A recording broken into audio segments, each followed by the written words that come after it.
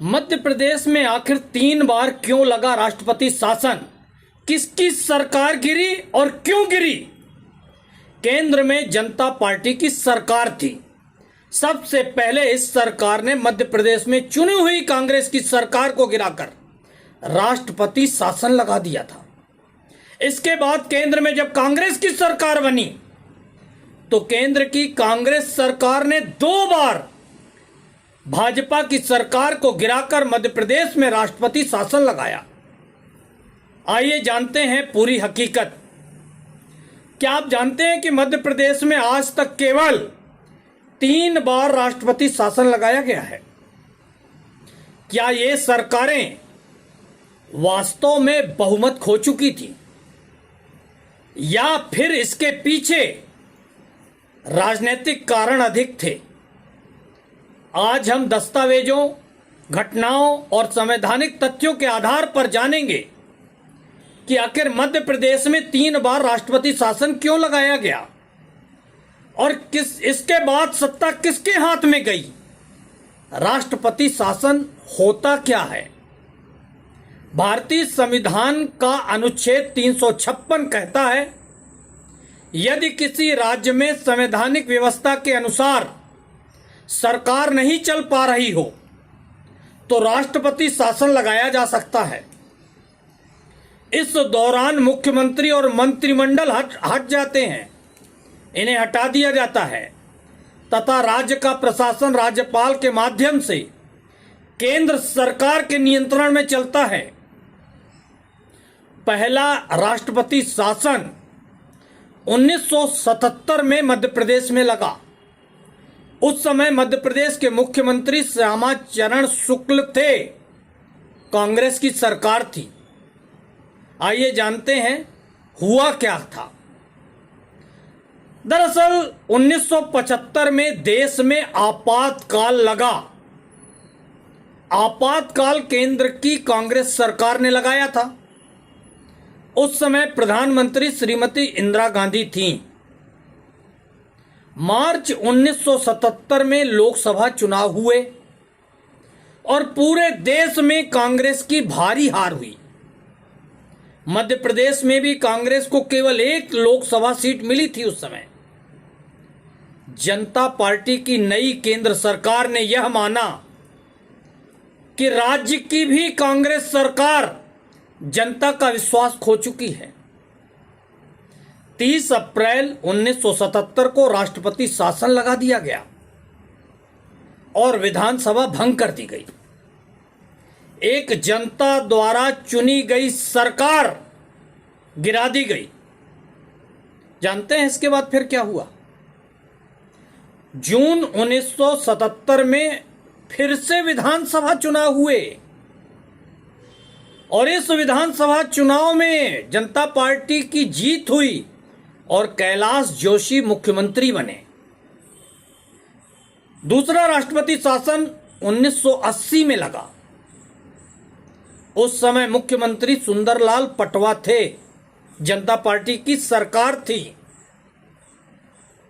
आखिर ऐसा क्या हुआ कि राष्ट्रपति शासन लगाया गया? 1980 में लोकसभा के चुनाव हुए। इस बार इंदिरा गांधी की कांग्रेस भारी बहुमत से केंद्र में वापस लौट आई।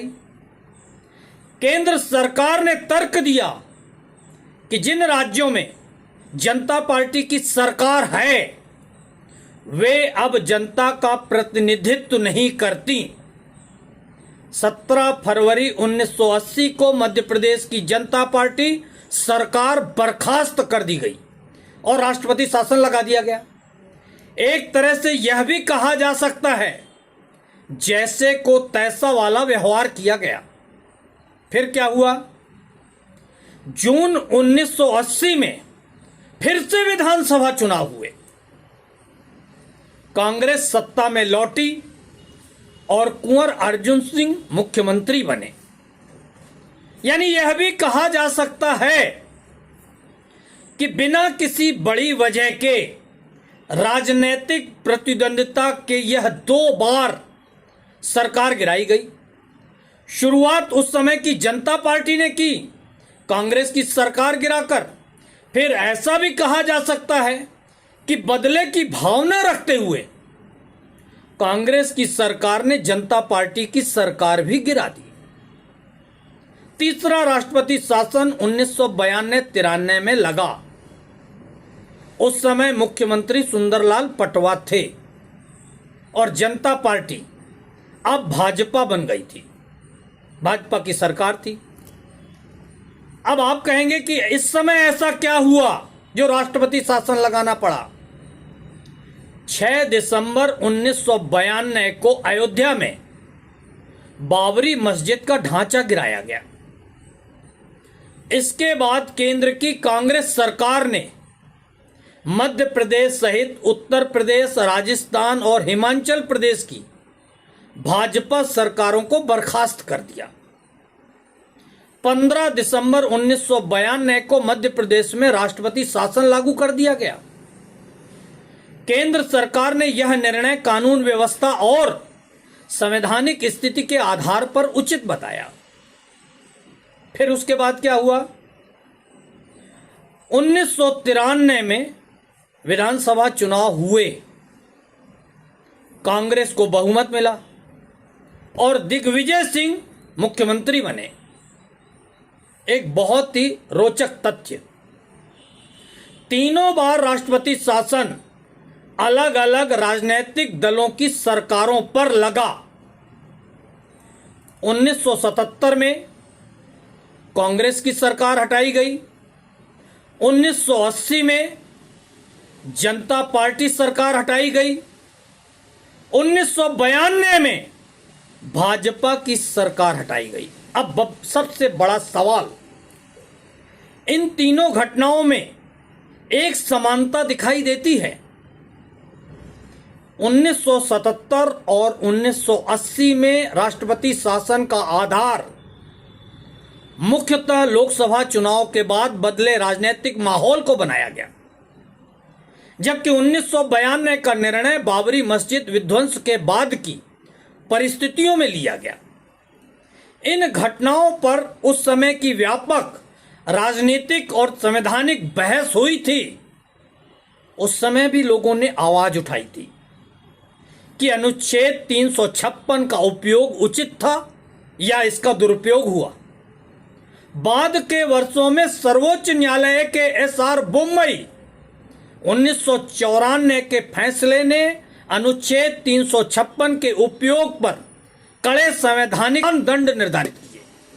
मध्य प्रदेश के इतिहास में अब तक केवल 3 बार राष्ट्रपति शासन लगा है और तीनों बार उसके पीछे अलग अलग राजनीतिक परिस्थितियां थीं। आपकी राय क्या है?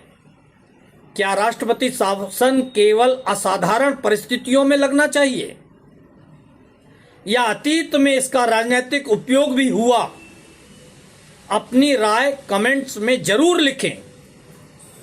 यह जानकारी देने का एक कारण यह भी था कि वर्तमान में जो भाजपा सरकार विपक्षी दलों के साथ कर रही है, विपक्षी दलों के नेताओं के साथ व्यवहार कर रही है, तो क्या भविष्य में कभी कांग्रेस की सरकार वापस आई, सरकार बनी, तो इन्हीं सब परिस्थितियों का सामना भाजपा नेताओं को भी करना पड़ सकता है।